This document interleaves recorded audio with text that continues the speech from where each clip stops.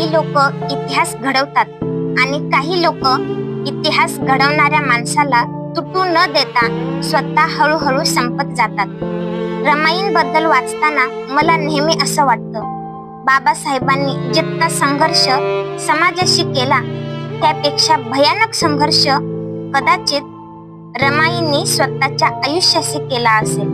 कारण बाबासाहेबांना लढण्यासाठी विचार होते, ध्येय होतं, स्वप्न होतं, पण रमाईंकडे त्यांच्याकडे फक्त सहन करण्याची ताकद होती. एक स्त्री किती वेळा आतून मरू शकते हा प्रश्न मला रमाईंचं आयुष्य वाचताना सतत छळत राहतो. लहानपणी आई वडील गेले, मोठेपणी दारिद्र्यानं पाठ सोडली नाही, संसारात सुख नावाची गोष्ट कधी दारात आलीच नाही आणि आई म्हणून ज्यांच्या कुशीत लेकरांनी वाढायचं होतं त्याच कुशीत एकामागून एक मृत्यू झोपत गेला. हे दुःख शब्दात लिहिता येत नाही, हे फक्त आतून जाळत राहतं. पण मला सगळ्यात जास्त अस्वस्थ एक गोष्ट करते, इतकं सगळं सहन करूनही त्या कधी बाबासाहेबांच्या वाटेत आल्या नाहीत. विचार करा ना, एक स्त्री जिच्या आयुष्यात रोज दुःखाचा नवा अध्याय उघडत होता, तीच स्त्री रात्री बाबासाहेबांना धीर देत असेल. हे प्रेम होतं की स्वतःपेक्षा समोरच्यांच्या स्वप्नावर जास्त विश्वास ठेवणं होतं? बाबासाहेब पुस्तकांमध्ये जग बदलण्याचे मार्ग शोधत होते आणि रमाई त्या घरात उद्या चूल कशी पेटेल याचं गणित मांडत होत्या.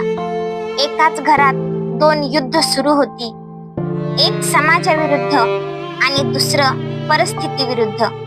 पण इतिहासाला नेहमी मोठ्या लढाया दिसतात, घरात शांतपणे चाललेली युद्ध दिसत नाहीत.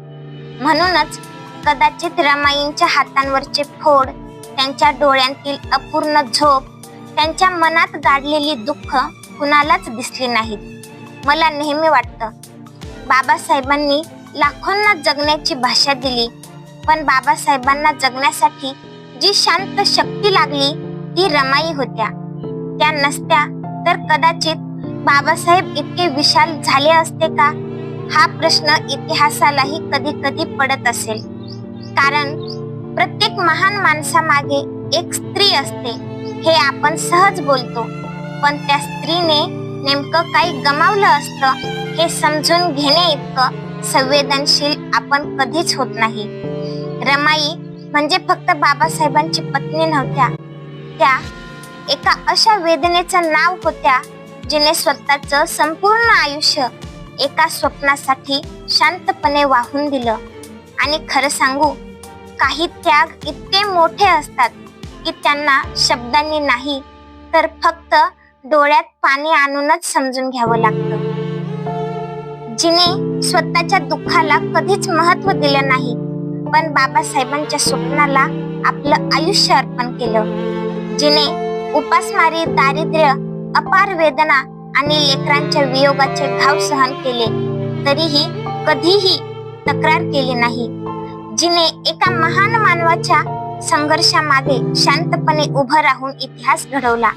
अशा त्यागमूर्ती, कष्टमूर्ती आणि ममतामाई रमाबाई आंबेडकर यांना कोटी कोटी प्रणाम.